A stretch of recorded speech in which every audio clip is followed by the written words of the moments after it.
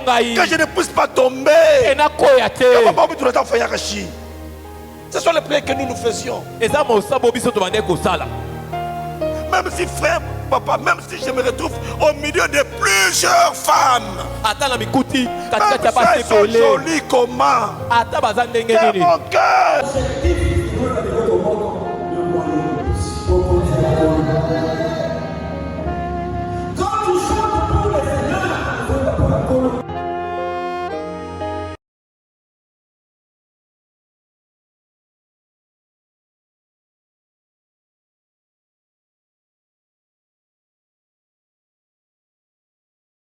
Qui m'a oint pour annoncer une bonne nouvelle aux pauvres. Il m'a envoyé pour guérir ceux qui ont le cœur brisé. Amen. Amen. J'ai introduit par poser la question à chacun de nous de savoir comment est-ce que tu reçois l'évangile. La bonne nouvelle. Oui, c'est dit la bonne nouvelle. J'aime mieux encore en lingala sangomalamu ya Yesu Masi. Alors comme il est dit sangomalamu, bonne nouvelle. La question première que j'ai posée pour que chacun de nous réponde dans son cœur. Est-ce réellement pour toi l'évangile est une bonne nouvelle?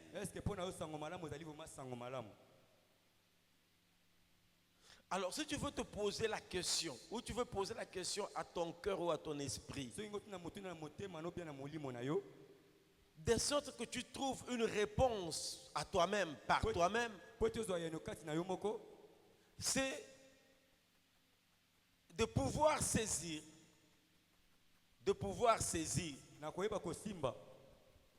l'émotion, les sentiments, ou encore la réaction de ton cœur et de ton esprit quand on t'annonce une prière, on t'annonce une retraite, on t'annonce une formation,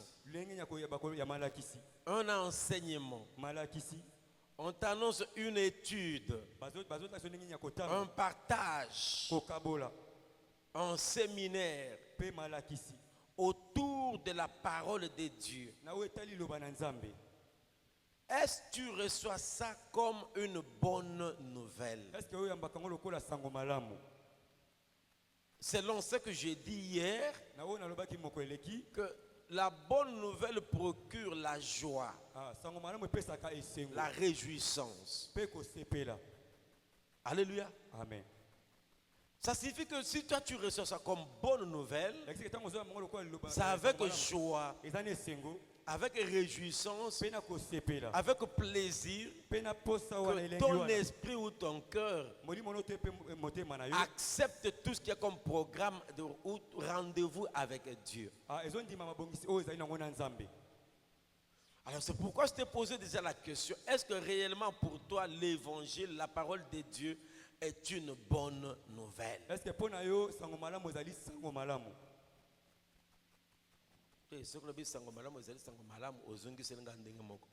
que pour nous, lilo bananzambe maté nanzambe eza sango malam? Ok. Voilà. Alléluia. Amen. C'est cette réaction de ton esprit qui doit déjà t'interpeller. Il y en a qui n'aiment pas qu'on leur dise que cette semaine nous avons un séminaire.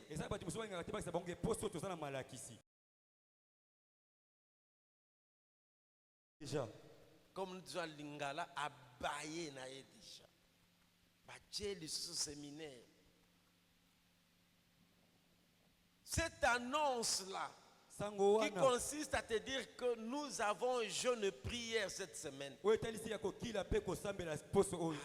Ah, encore. Alléluia. Amen.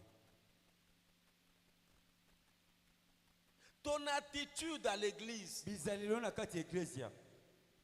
pendant l'adoration, tu sembles être content parce que tout simplement il y a certaines chansons que tu aimes bien. Vous savez la musique que je peux définir à ma manière sans rentrer correctement dans ce que le dictionnaire dit, en tant que mélange de tous les sons agréables. C'est ça la musique. Donc vous dit bien son agréable. Au départ, la musique plaît à l'oreille de l'homme. La musique réjouit le cœur de l'homme. Sans besoin qu'elle soit d'abord une musique chrétienne. Ce mélange-là de sons a été conçu ainsi pour égayer le cœur et l'esprit de l'homme. Tu peux te retrouver en train d'adorer Dieu, non pas parce que tu es en communion, en contact avec lui, non pas parce que tu as la joie, parce que tout simplement la chanson ou le cantique là te plaît. Alléluia. Amen. Parce que la musique c'est d'abord le son. Alléluia. Amen. Pareil dans la louange, tu peux te retrouver dans la même situation. Parce qu'au fait, la louange, nous sommes là pour danser. Peut-être que tu es un habitué de la danse. Avant que tu ne viennes au Seigneur, tu étais un habitué de la danse. Et la danse déjà, elle aussi plaît à l'homme, au cœur de l'homme. Elle réjouit son esprit. Elle permet à l'homme de se détendre. Oui, poussé par ça, tu peux être là en train de louer, croyant mieux louer. Alors que tu l'as fait dans le sens normal de l'existence de l'homme sur la terre. Mais maintenant, pour qu'on découvre que réellement ta louange là d'aujourd'hui ou ton adoration ont constitué pour toi une bonne nouvelle, c'est la réaction et ton attitude quand on annonce la parole. Pendant l'adoration, tu semblais avoir la joie. Pendant la louange, tu semblais aussi avoir la joie. Mais dès qu'on annonce que c'est la parole, c'est le moment de la prédication, de l'enseignement, tu deviens triste. Tu perds la joie. Cela signifie que cette annonce n'est pas une bonne nouvelle pour toi. Parce que ça ne t'a pas procuré la joie. Car il n'y a aucune bonne nouvelle dans la vie de quelqu'un qui ne lui procure pas la joie. La première réaction, comme je le dis hier, lorsqu'on a reçu, on a eu une bonne nouvelle, c'est la joie. C'est la joie. Quand tu manques la joie, ça signifie que ça n'a pas été une bonne nouvelle. Mais comment tu peux te dire que tu as l'évangile ou la parole de Dieu comme bonne nouvelle, alors que tu n'es pas content quand on veut prêcher ou on veut t'enseigner? Mais tu sembles être content lorsqu'on est en train de louer. Ça signifie peut-être pourtant que la louange n'est pourtant qu'une distraction, un moment de détente. Alléluia. Balance un peu ta main. Et pourtant, ce n'est pas ça. À l'église, nous ne venons pas pour nous détendre, non. Louer Dieu ne doit pas être considéré comme une détente. Louer Dieu, c'est rentrer dans le fondamental même de notre existence sur la terre. Nous avons été destinés à louer Dieu premièrement et à l'adorer pour manifester sa gloire. C'est ça la raison de la louange. Témoigner sa gloire, témoigner toutes les merveilles qu'il répand autour de nous. Et tout ça doit être reçu comme bonne nouvelle dès que c'est annoncé. C'est-à-dire, ça procure la joie plutôt que d'être considéré comme une détente. Pourquoi, mon frère, ma soeur? On va nous lire Luc chapitre 2.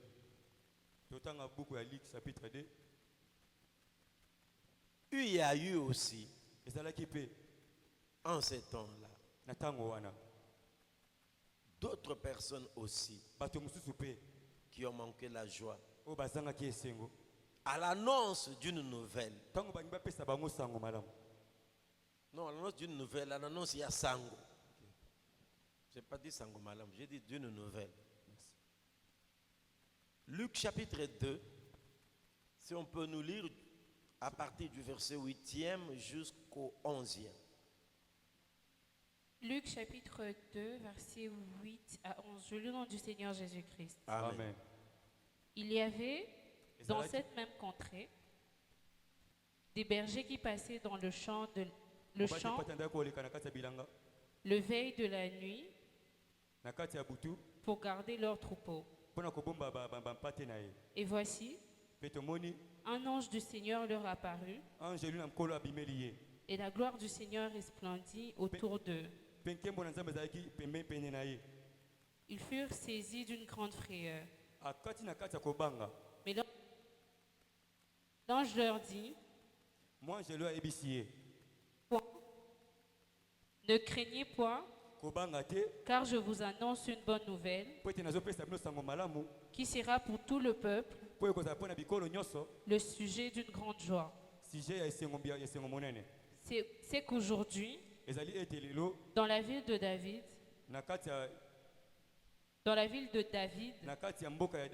il vous est né un sauveur qui est le Christ, le Seigneur. Applaudissons.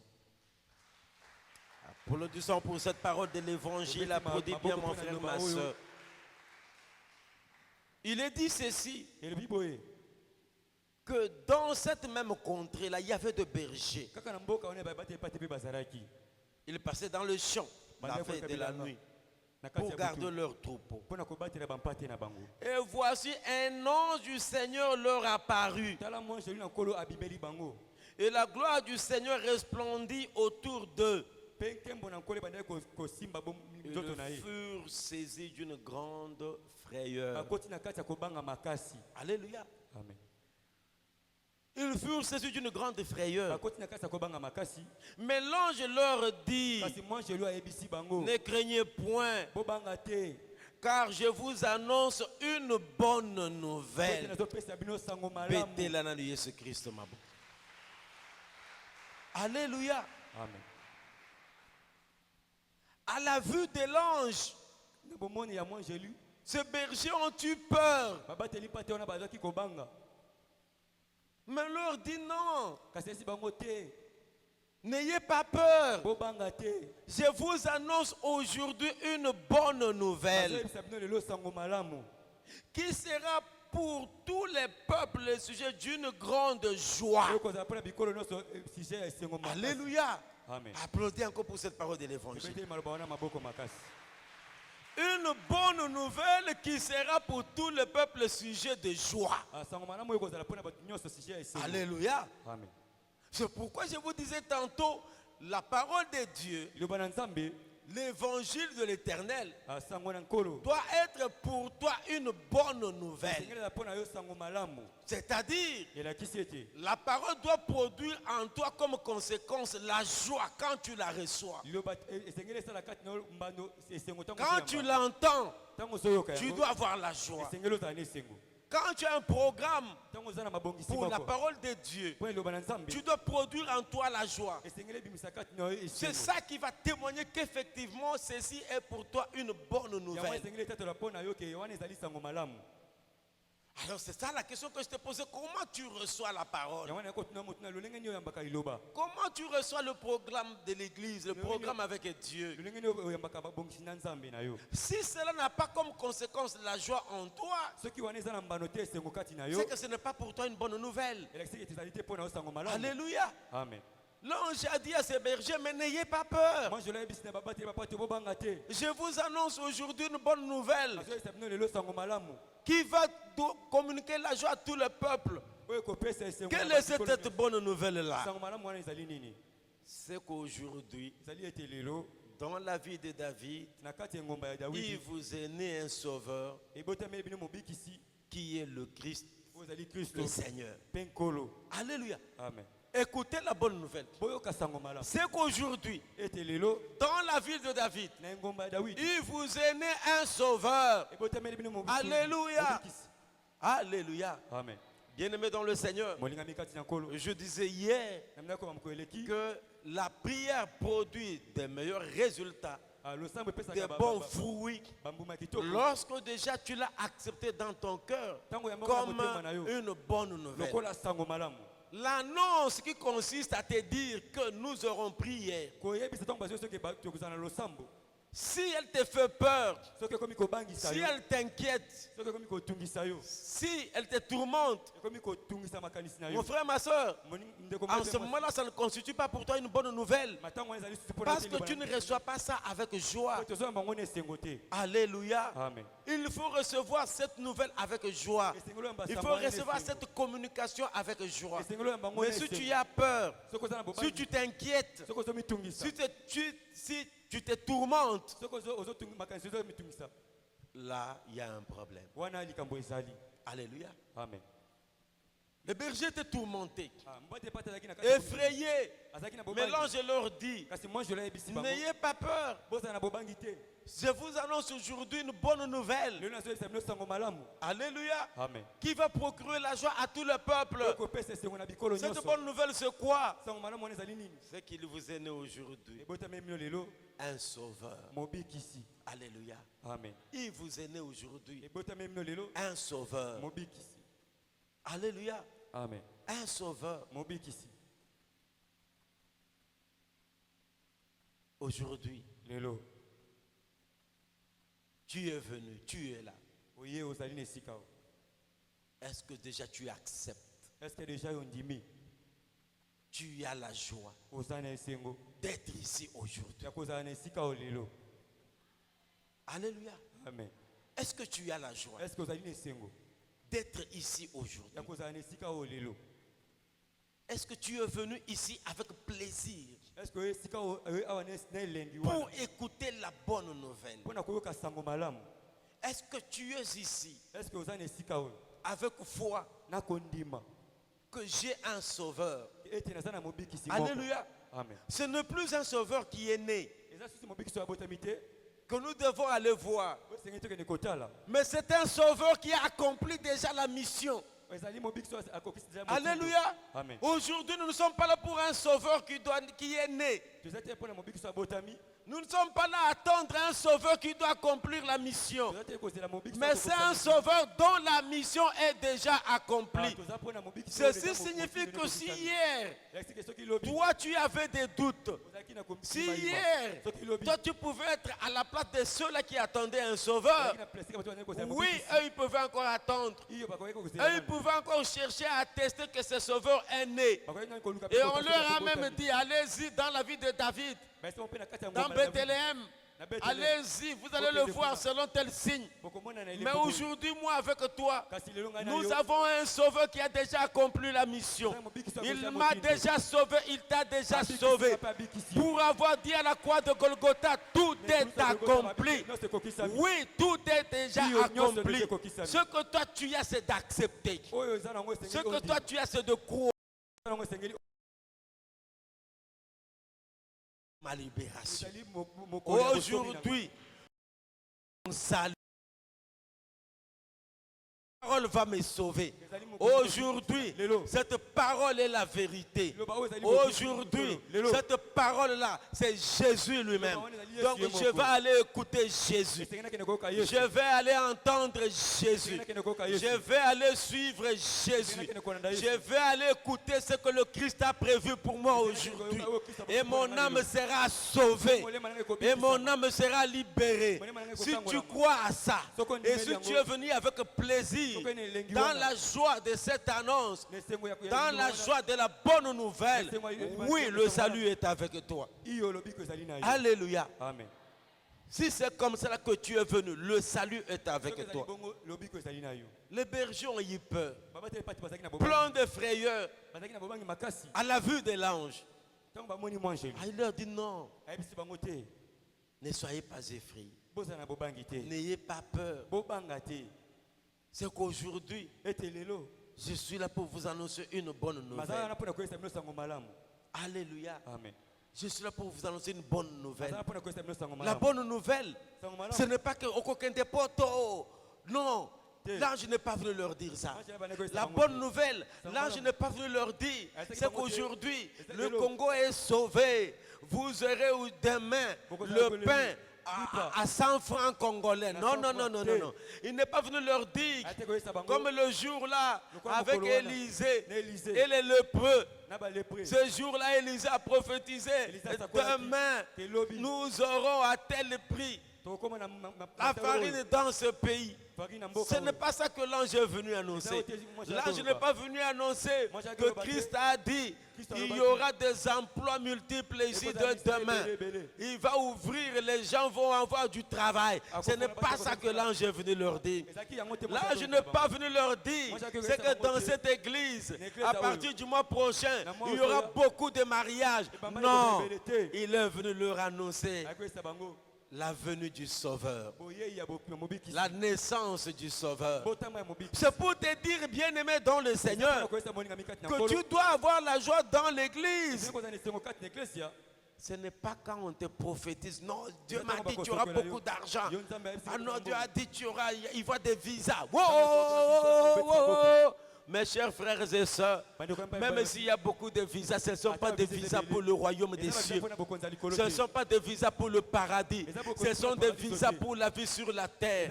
Et partout sur la terre, il y a la mort. Dans tous ces pays du monde, il y a la mort. Quel que soit le niveau de vie des personnes, il y a toujours la mort. Donc sur la terre, quel que soit le lieu où tu te trouveras, tu n'auras jamais la paix et la joie. Si ce n'est pas Jésus qui te communique sa joie. Et la joie en Jésus, c'est par l'acceptation de la bonne nouvelle du royaume, la bonne nouvelle du salut. L'ange ne leur est pas apparu pour leur dire non, écoutez, le chômage à RDC c'est fini. Non, il n'est pas venu leur dire ça pour que vous ayez la joie. Non. Une joie pareille est une fausse joie. Bien-aimé dans le Seigneur, la joie qui suit les bénédictions matérielles est une joie éphémère.